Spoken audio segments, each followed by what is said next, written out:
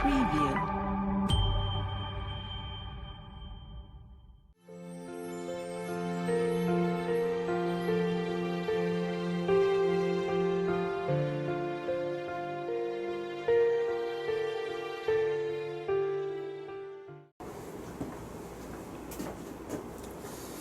네, 학부모님들 반갑습니다. 저는 수학의 아침 고등관 총괄원장 오택용입니다.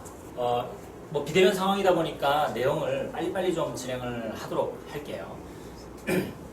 일단 예비 고2 겨울방학 학습 목표부터 좀 잡아봐야 될 것 같은데 다 빼고 이번 겨울방학 때 딱 두 가지를 중심으로 지금은 얘기를 했으면 좋겠고요.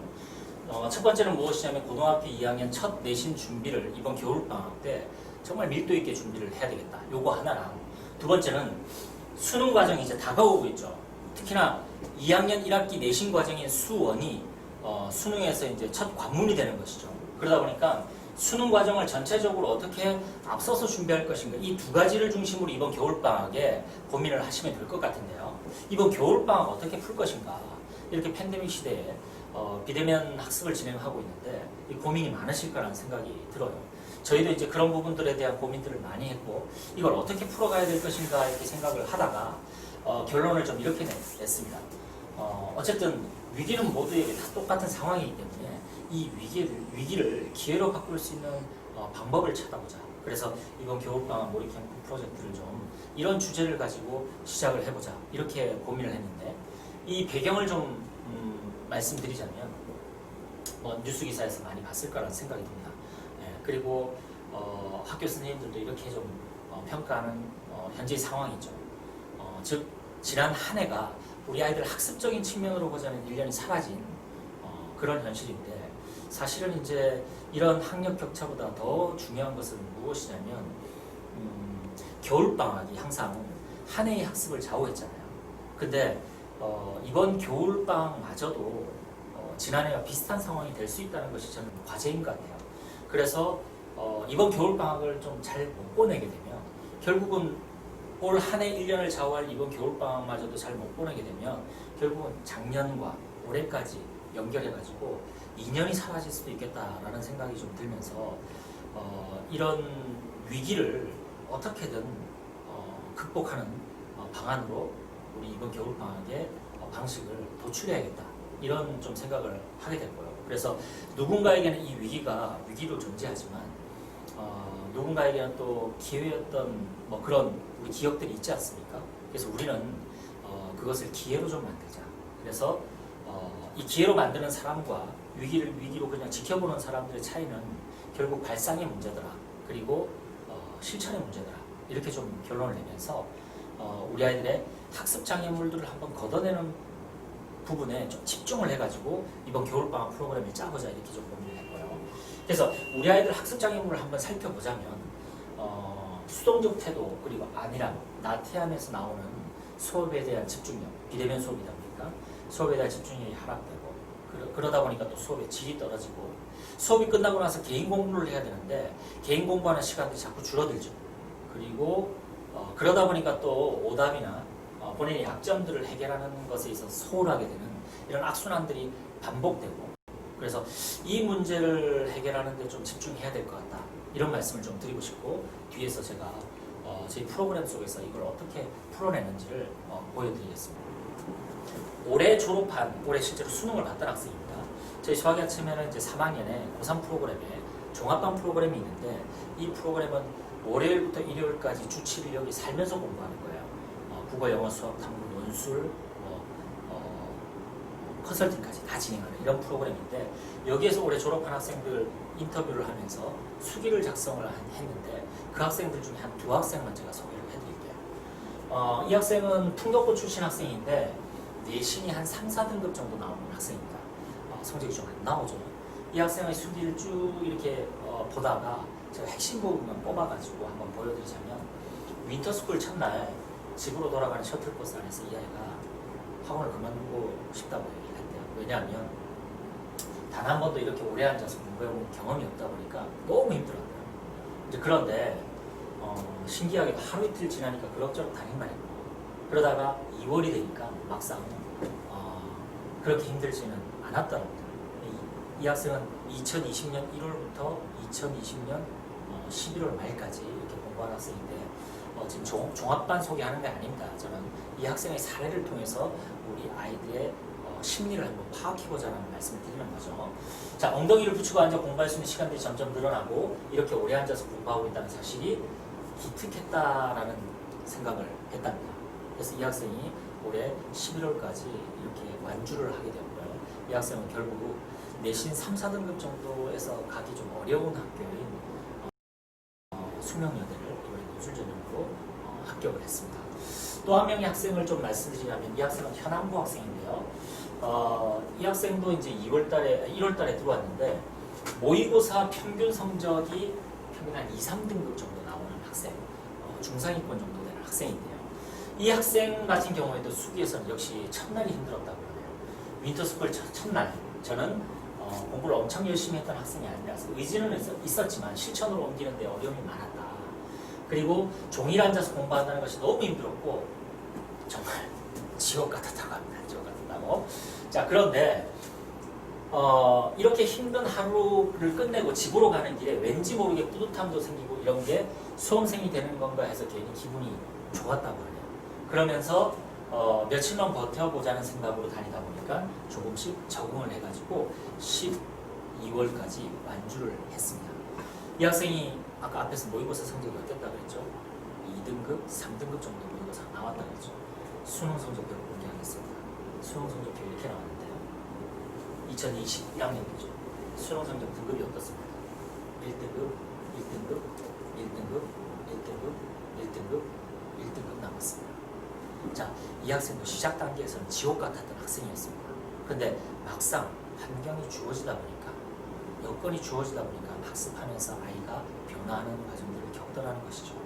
이 학생은 지금 연대, 고대 정시 준비를 하고 있는 학생입니다.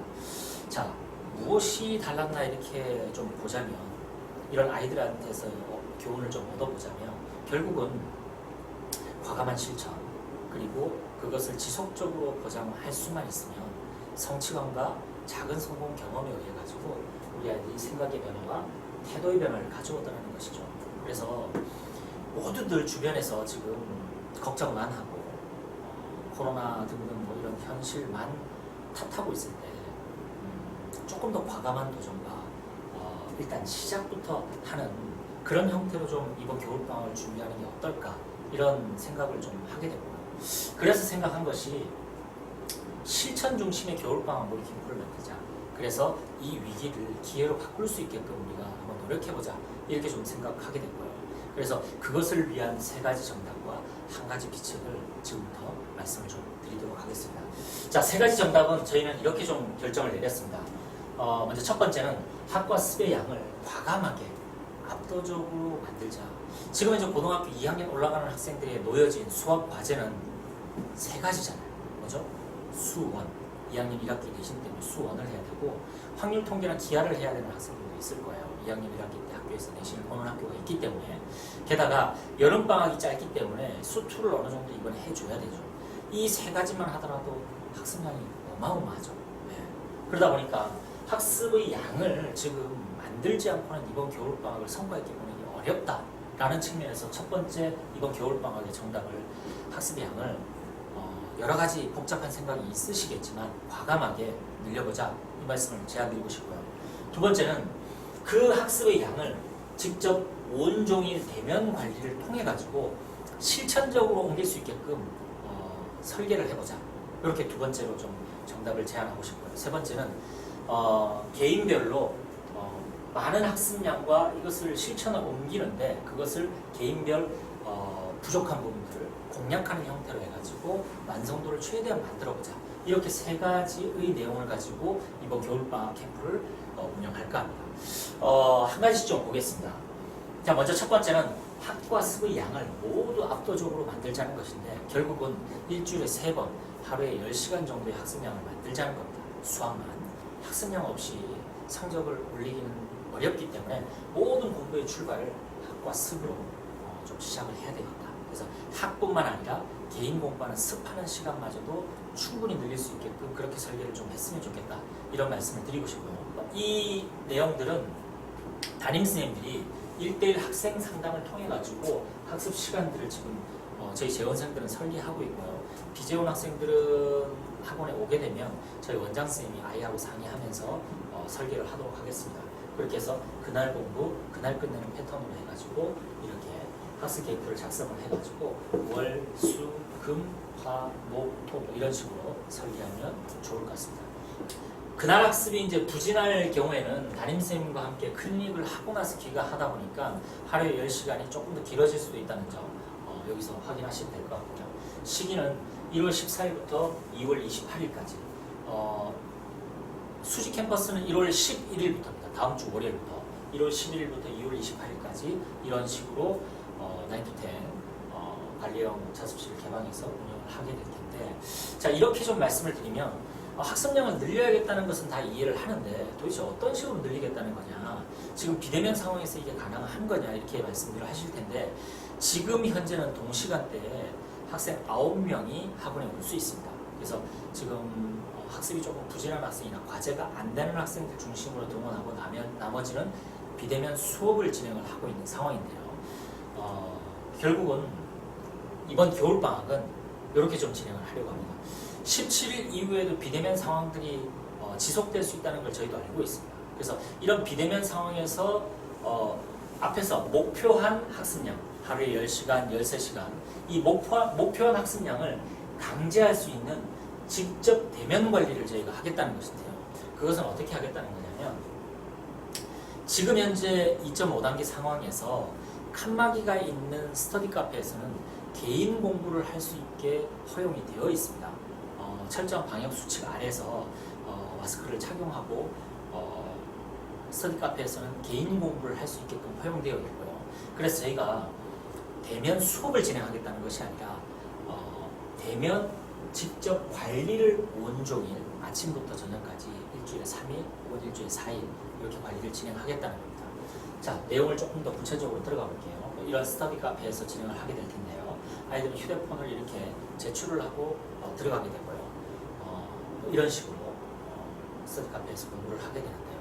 하루 종일 공부를 할 텐데 어떻게 공부를 하냐면 일단 첫 번째 지금 이제 비대면 시기이기 때문에 만약에 대면 시기가 되면 그냥 대면 시기 공부를 하면 되겠죠. 근데 비대면 시기이기 때문에 비대면 시기에서 지금 이제 수업을 전부 다 비대면으로 진행하고 있는데 이 비대면으로 진행하는 수업의 시청을 감독하겠다는 겁니다. 그래서 아이들이 자기 수업에 대한 집중력을 조금 더 높일 수 있게끔 스터디 카페에서 감독을 하겠다는 것이고 그리고 수업이 끝나면 그 자리에서 그대로 학습 마무리를 하는 것을 감독을 하겠다는 것이죠. 그래서 아이들이 비대면 수업을 시청할 수 있는 노트북이나 탭이나 휴대폰 같은 휴대장치들이 있어야 될 것 같고요. 그래서 그것을 가지고 아이들이 시청하는 과정들을 감독하고 그 수업이 끝나면 그 자리에 앉아서 바로 학습 마무리를 할 수 있게끔 감독을 저희가 진행을 하겠습니다.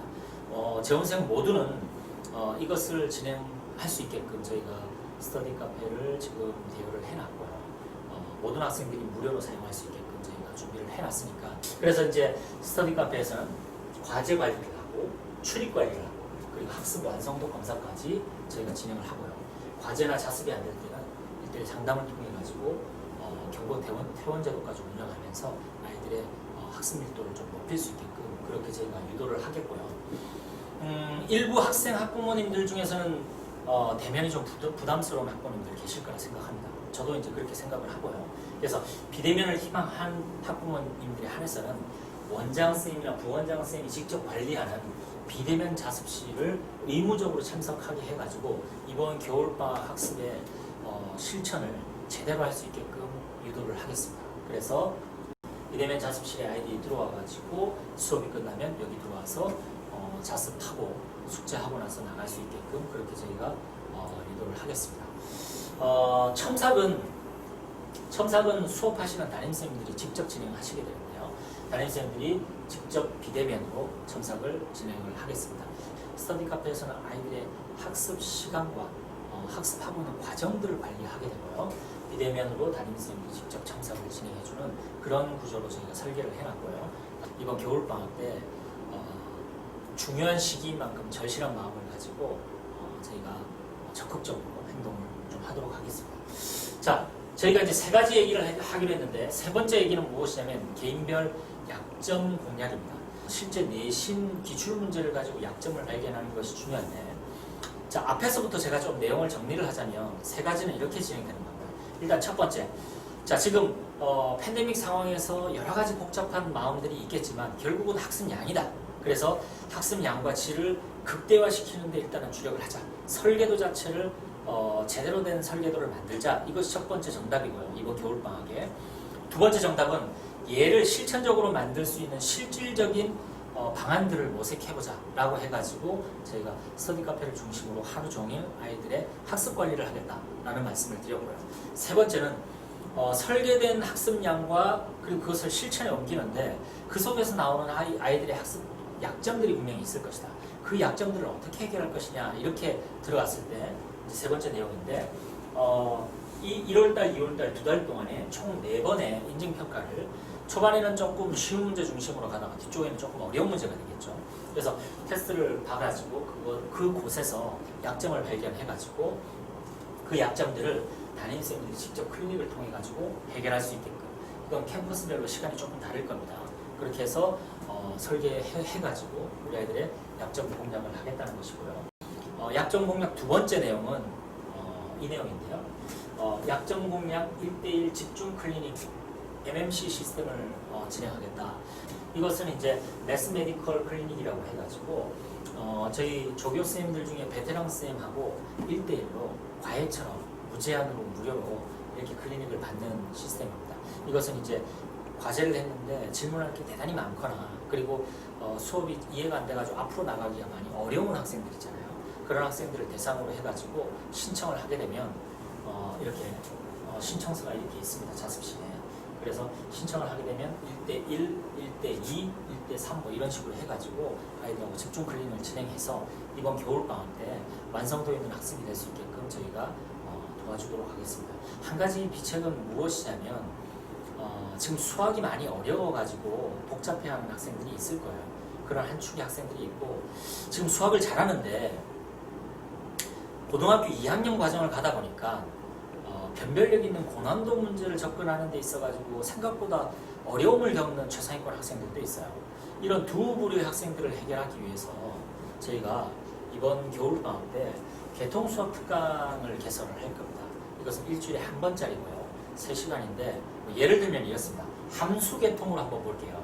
함수 개통을 보자면 고등학교 1학년 때 생각나시는지 모르겠는데 고등학교 1학년 1학기에서 수학상에서 뭐가 나왔습니까?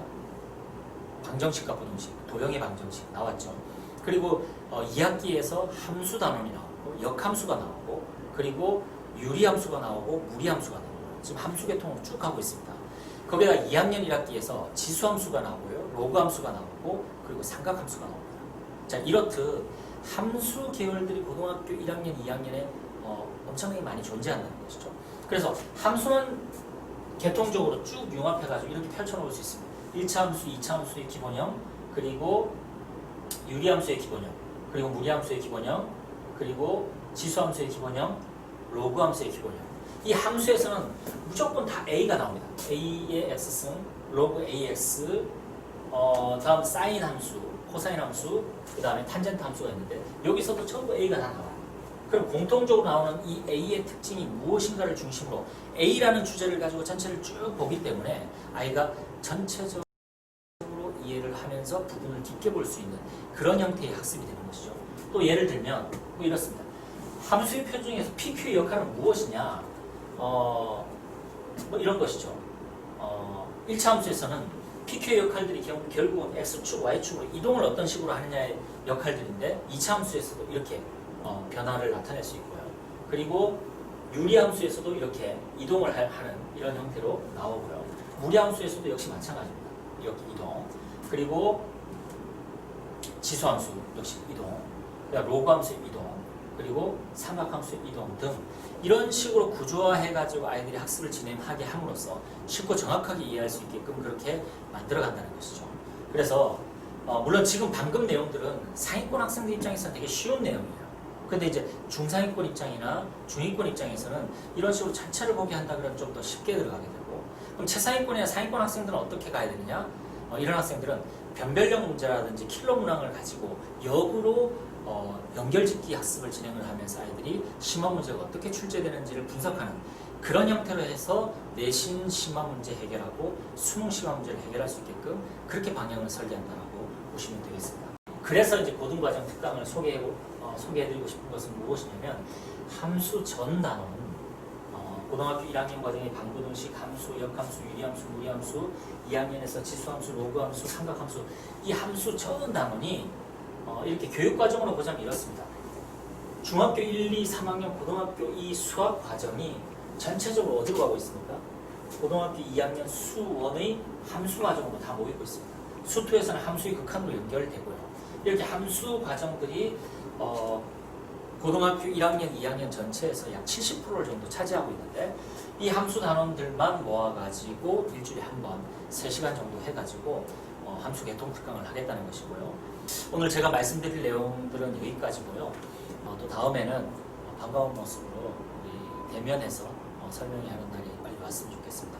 오늘 고생 많으셨고요. 고맙습니다.